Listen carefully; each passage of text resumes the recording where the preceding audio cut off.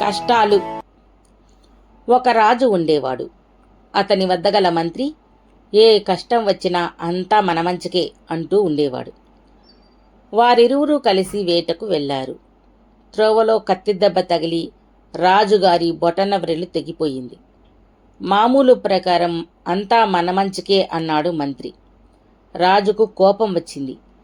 నాకు ప్రమాదం జరిగితే మంత్రి ఇలా అంటాడేమిటి అని అతన్ని ఒక బావిలో పడవేశాడు. అప్పుడు కూడా మంత్రి అంతా మన మంచికే అంటూ బావిలో పడిపోయాడు. రాజు ఒక్కడే వేటకు వెళ్ళాడు. రాజు అలసిపోయి ఒక చెట్టు కింద పడుకుని ఉండగా కొందరు దొంగలు అతనిని బంధించి కాళికాదేవికి బలి ఇవ్వడానికి తీసుకుపోయారు. రాజు తన ఆయుస్సు మూడిందని అనుకున్నాడు. తీరా వాళ్ళు చూస్తే రాజు కాలికి బొటన వ్రేలు లేదు. బలి ఇవ్వడానికి అన్ని అవయవాలు ఉండాలి.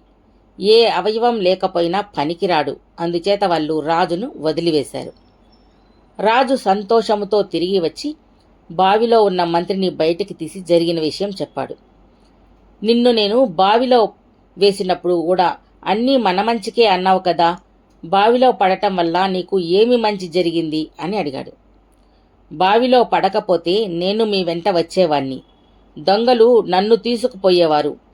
వాళ్ళు మిమ్మల్ని వదిలివేసి నన్ను బలివిచ్చేవారు అని అన్నాడు మంత్రి. కష్టాలు మనిషికి ఏదో ప్రయోజనం కలిగించడానికే రావచ్చు.